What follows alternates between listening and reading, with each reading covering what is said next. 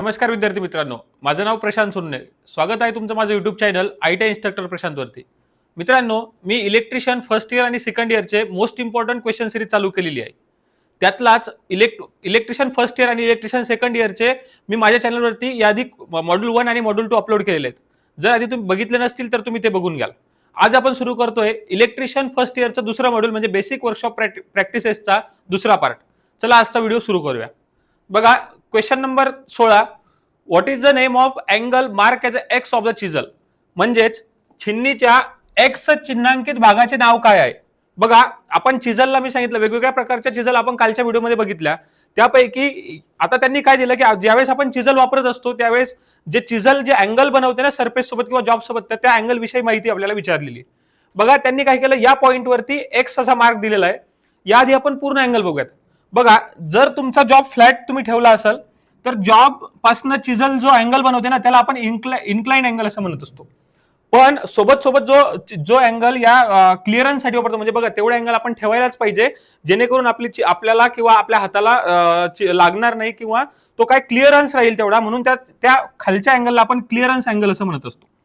त्याच्यानंतरचा ज्या पॉइंटला आपण म्हणजे ज्या पॉइंटवरती चिझल ठेवतो तर त्या पॉइंटला आपण पॉइंट अँगल म्हणतो. आणि जो वरच्या भागापासून म्हणजे 90 डिग्री पासून जो अँगल वरचा अँगल जो असतो या चिझलचा त्याला आपण रॅक अँगल असं म्हणत असतो.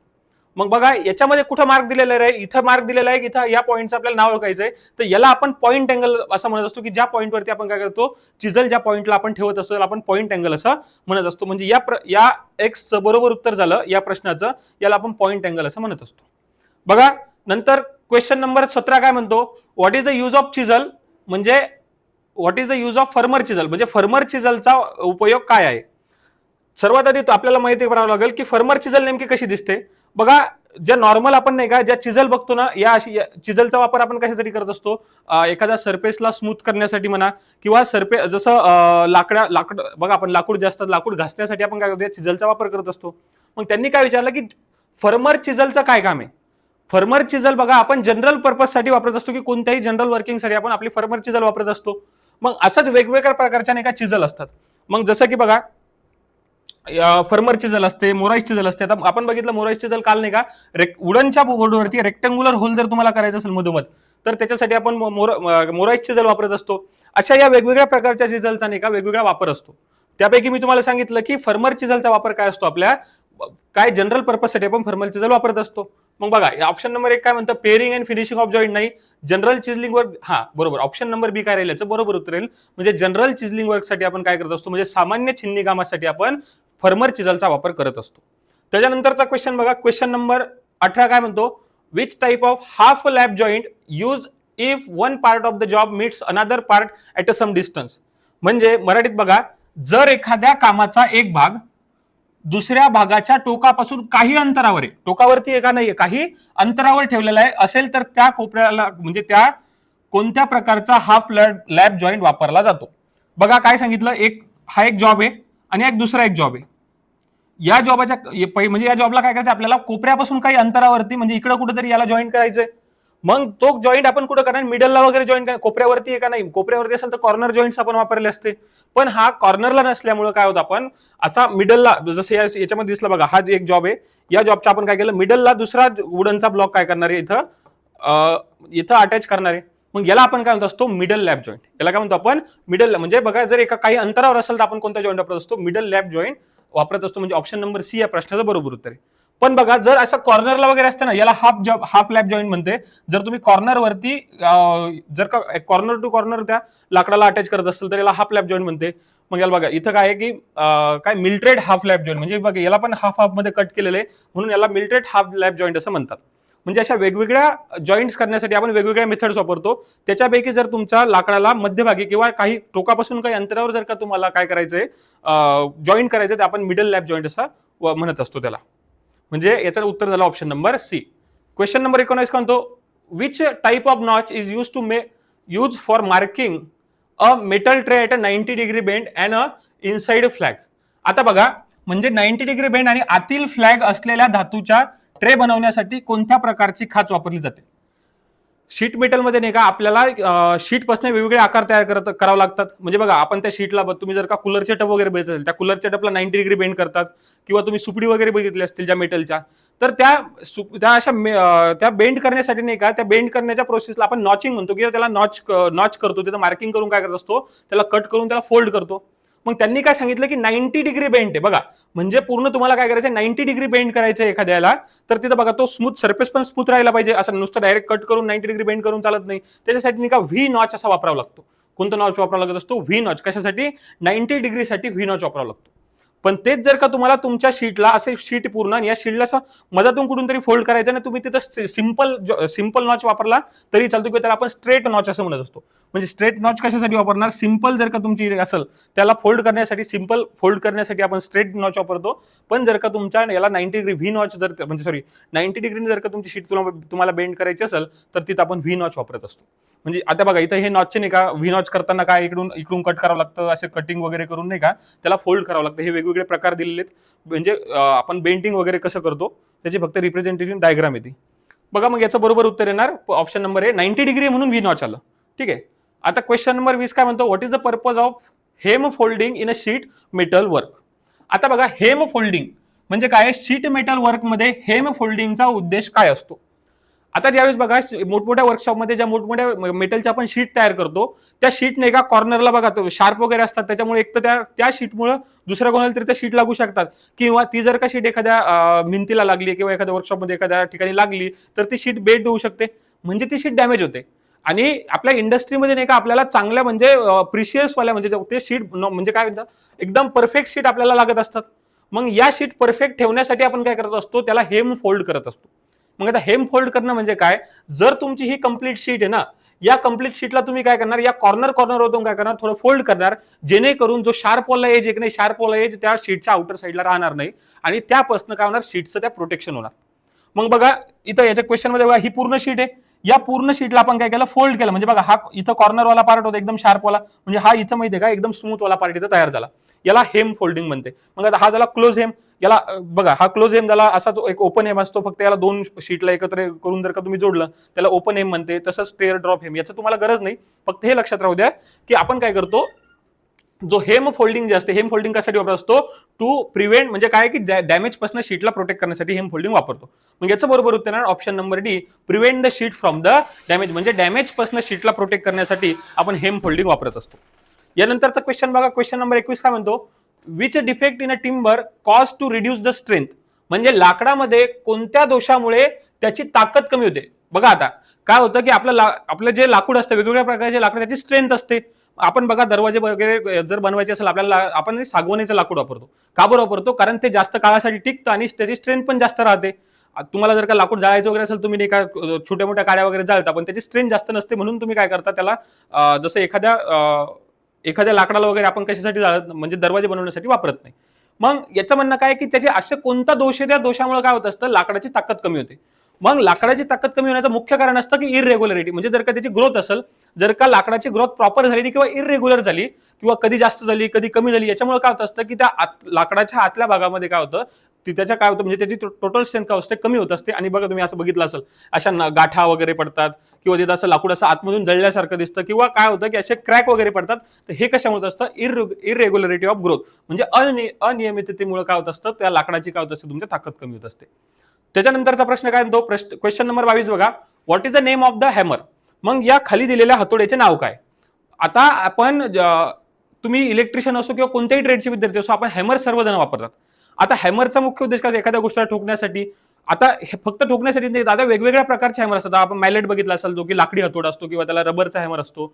जो नॉर्मल आपण हॅमर वापरतो कोणत्याही जनरल वर्कसाठी, त्याला आपण इंजिनियर हॅमर म्हणतो. बघा हा हॅमर तुम्ही सर्वांनी बघितला असेल, याला आपण काय म्हणतो, इंजिनियर हॅमर होतो, की हा सगळ्याच ठिकाणी आपण वापरतो.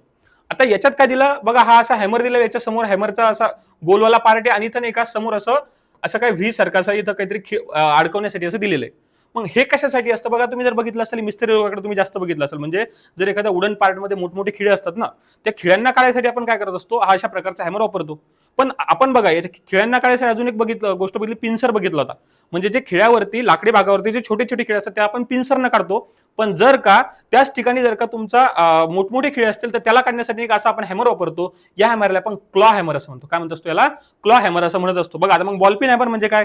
जर तुमच्या हॅमरच्या शेवटी असा असा असा बघा या साईडला असा बॉल आणि या साईडला पण असं वरती असं बॉल सारखं जर का छोट्या बॉल सारखा सिम्बॉल म्हणजे असेल त्याला आपण बॉल पिन हॅमर म्हणतो.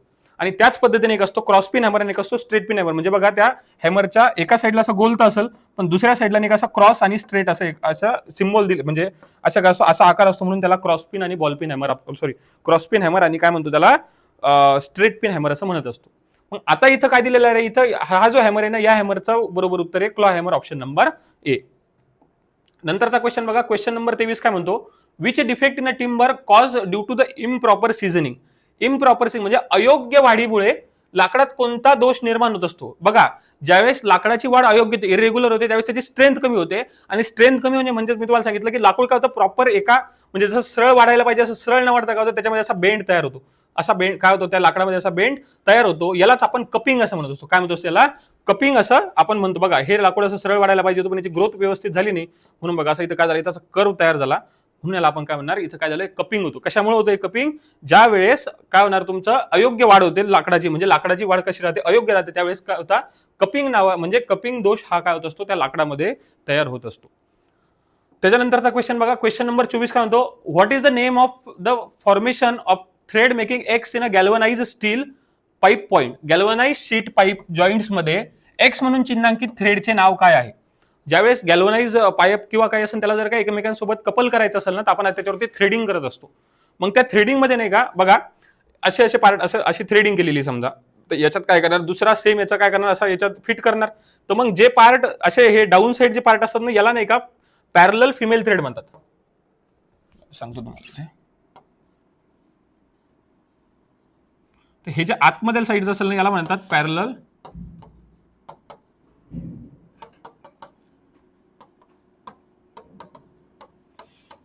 आणि जे म्हणजे अप्पर साईडचे असतात याला म्हणतात काय मेल थ्रेड. याला काय म्हणतो आपण मेल थ्रेड म्हणतो. मग आपल्या प्रश्नामध्ये माहिती का या ठिकाणी विचारला जे असा हा कॉर्नर याच्यामध्ये विचारला आणि मार्क करून हे काय आहे तर हा झाला आपला कोणता झाला पॅरलल फिमेल थ्रेड झाला. म्हणजे या प्रश्नाचं बरोबर उत्तर काय झालं option number D parallel female thread. त्याच्यानंतरचा क्वेश्चन बघा question number 25 which type of notch is use to bending the edge of the sheet. मी तुम्हाला सांगितलं आपल्याला करायचं आहे की एखाद्या शीटचा काय करायचं एज एखादा कुठं काय करायचं बेंड करायचा. मग बेंडिंगसाठी आपण म्हणजे बेंडिंगसाठी खालीलपैकी काय कोणतं नॉच वापरतो? आता सांगितलं जर का ती शीट तुम्हाला अशी 90 डिग्री जर का बेंड करायची असेल तर त्याला आपण व्ही नॉच वापरणार. पण इथं सिंपल सांगितलं त्यांनी की सिंपल आपल्याला काय करायचं हा एक पोर्शन काय करायचं याला इथं असा फोल्ड करून काय फोल्ड करायचं आहे. तर मग याच्यासाठी नाही का आपण स्ट्रेट नॉच असं वापरत असतो. इथं दाखवलंय बघा स्ट्रेट नॉच आपण कशासाठी वापरतो अशी जर का शीट असेल या शीटला असं बेंड करण्यासाठी आपण स्ट्रेट नॉच वापरतो. आणि जर तुम्हाला 90 डिग्री शीट त्या 90 डिग्रीमध्ये बेंड करायचं असेल त्याला व्ही नॉच वापरत असतो. म्हणजे या प्रश्नाचं बरोबर उत्तर झालं ऑप्शन नंबर डी काय झालं स्ट्रेट नॉच. त्यानंतरचा क्वेश्चन बघा what is the purpose of cross cut cold chisel. आता क्रॉस कट कोल्ड चिजलचं काय काम असतं की एखाद्या सरफेसला काय करणं आपण घासण्यासाठी किंवा आपल्या काय सरफेस पासून अनवॉन्टेड पोर्शन किंवा त्याला सरफेसिंग करण्यासाठी आपण चिजल वापरत असतो. मग त्यांनी काय विचारलं क्रॉस कट कोल्ड चिजल म्हणजे क्रॉस कट कोल्ड चिन्हचा उद्देश काय आहे? मग आता बघा क्रॉस कट कोल्ड चिजल अशी दिसते बघा ही झाली फ्लॅट चिजल जिचं समोरचं डोकं असं नॉर्मली फ्लॅट असेल ना याला आपण फ्लॅट चिजल म्हणतो. आणि त्याचमध्ये जर का असं तुमच्या क्रॉसमध्ये असेल तर याला आपण क्रॉस कट कोल्ड चिजल म्हणत असतो. मग ज्या आपल्या मशीनच्या किंवा कोणत्याही जे मशीनचे जे किवेज असतात ना जे म्हणजे मधला जो स्लॉट असतो का नाही या स्लॉटला छिलण्यासाठी आपण काय करतो क्रॉस कट कोल्ड चिजल वापरतो. आणि ह्या वरच्या पार्टला स्मूथ करण्यासाठी आपण कोणती फ्लॅट चिजल वापरत असतो. मग आता आपल्याला कोणती विचारली क्रॉस कट कोल्ड चिजल म्हणजे हे जो किवेज आहे ना या किवेजला काय करण्यासाठी म्हणजे कटिंग या किवेजला कटिंग करण्यासाठी आपण कोणती चिजल वापरत असतो क्रॉस कट कोल्ड चिजल अशी वापरत असतो. म्हणजे या प्रश्नाचं बरोबर उत्तर झालं ऑप्शन नंबर ए कटिंग किवेजला. आता त्यांनी काय विचारलं परत हा सेम क्वेश्चन रिपीट झाला बघा which type of notch is use to make a job with a 90 degree bend म्हणजे 90 डिग्री बेंड असलेल्या काम करण्यासाठी कोणत्या प्रकारचा नॉच वापरली जाते. मग कोणत्या प्रकारची नॉच वापरली जाणार तर इथं मी तुम्हाला सांगितलं 90 डिग्री असेल तर तुमची व्ही नॉच या ठिकाणी वापरली जाणार. म्हणजे याचं उत्तर बरोबर उत्तर झालं option number A V notch. आता बघा क्वेश्चन नंबर 28 काय म्हणतो which type of curve cutting hand saw is use to internal cutting of the wood. आता याचा अर्थ काय जर समजा एखादा लाकूड आहे तुमचा या लाकडाला तुम्हाला जर का साईडने कापायचं असेल तर आपण नॉर्मल हॅक्सॉ वापरतो की तुम्ही काय करणार इथून ही आपला हॅक्सॉ घेणार आणि इथून वापरून याला तुकडा असा काढून घेणार. पण जर तुम्हाला या लाकडाला असे मध्ये होल करायचं असेल तर तुम्ही कोणते काय वापरणार, कोणते हँड सॉ वापरणार, जेणेकरून तुम्ही काय करणार, त्या लाकडाला मधोमध म्हणजे अंतर्गत कापण्यासाठी, लाकडाला कसं कापण्यासाठी, अंतर्गत कापण्यासाठी तुम्ही कोणत्या प्रकारचं काय म्हणतात त्यांनी हॅक्सॉ वापरणार हे त्यांनी विचारलंय.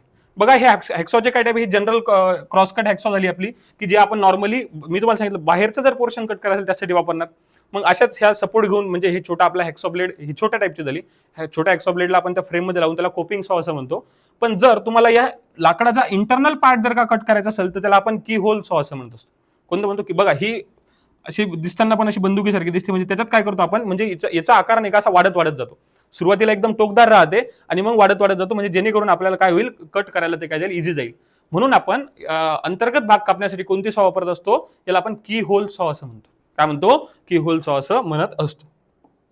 त्याच्यानंतरचा क्वेश्चन बघा, क्वेश्चन नंबर 29 काय म्हणतो, what is the name of the stack.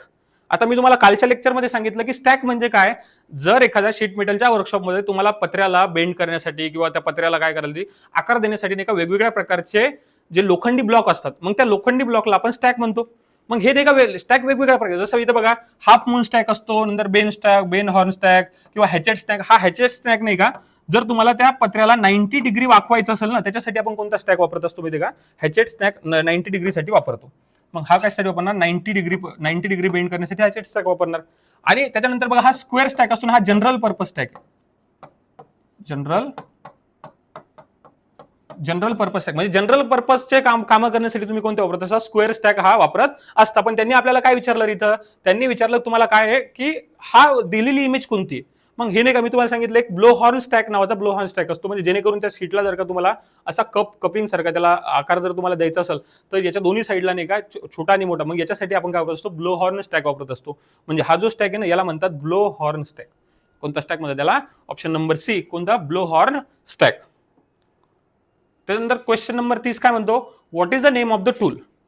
आता बघा मी तुम्हाला सांगितलं होतं जर काय याच्यावरती क्रॉस असेल तर हा क्रॉस पिन हॅमर टाईप दिसतो तुम्हाला, बरोबर. पण जर तुम्ही लक्ष दिलं तर इथं हा खालचा सरफेस पण फ्लॅट आहे, खालचा सरफेस आहे फ्लॅट आहे, तर याला आपण क्रॉस पिन किंवा बॉल पिन, स्ट्रेट पिन नाही म्हणा, क्रॉस पिन किंवा स्ट्रेट पिन जर म्हटलं असतं, ज्यावेळेस इथं खालचा सरफेस गोल असता त्याला क्रॉस पिन किंवा बॉल पिन म्हटलं असतं, किंवा क्रॉस पिन किंवा स्ट्रेट पिन. पण वरती जरी क्रॉस पिन सारखं दिसलं पण हा खाली पण काय सरफेसला हा फ्लॅट आहे, म्हणून याला आपण टॅक हॅमर असं म्हणत असतो. टॅक हॅमर असं म्हणतो. क्लॉ हॅमर तर बघितलं आपण, त्याच्या वरती काय असतं, असं ते खिळे काढण्यासाठी वापरतो. क्रॉस पिन आणि बॉल पिन काय करणार, पण याच्या जर हा खालून असा याचा सरफेस गोल असतं तरी आपण आपलं क्रॉस पिन किंवा स्ट्रेट पिन म्हटलं असतं. पण याच्यामध्ये हा हॅमर फ्लॅट असल्यामुळे आपण याला काय म्हणणार, टॅक हॅमर असं म्हणणार. बघा त्याच्यानंतर आता हा बघा इलेक्ट्रिशियन फर्स्ट इयरचं जे आपलं दुसरं मॉड्यूल होतं, बेसिक कोर्स ऑफ प्रॅक्टिसेस, जे की निमीवरती दिलेलं नाहीये पण तुमच्या सिलेबसला याचे क्वेश्चन येतात. तर याचा हा आजचा दुसरा पार्ट, म्हणजे याच्यामध्ये आता पार्ट 1 मी याच्या आधी अपलोड केला आणि हा पार्ट 2 म्हणजे असा आपला कंप्लीट दुसरं मॉड्यूल इलेक्ट्रिशियनचं कंप्लीट झालं. याच्यानंतर आता इलेक्ट्रिशियनचं तिसरं मॉड्यूल वायर जॉईंट्स वरती राहणार आहे. असेच जर का तुम्हाला हा व्हिडिओ आवडला तर व्हिडिओला लाईक करा, आणि असेच इलेक्ट्रिशियन फर्स्ट इयर सेकंड इयरचे इलेक्ट्रिकल रिलेटेड म्हणजे आपले जे नेहमीचे मोस्ट इम्पॉर्टंट क्वेश्चन सिरीजचे व्हिडिओज आणि तसं आयटी रिलेटेड अपडेटसाठी माझ्या चॅनलला सबस्क्राईब करून ठेवा. काही जर तुम्हाला डाऊट असतील मला कमेंट करून विचारा, किंवा माझं इंस्टाग्राम चॅनल आहे आयटी इन्स्ट्रक्टर प्रशांत नावाने, त्याच्यावरती तुम्ही मला मेसेज करू शकता. धन्यवाद.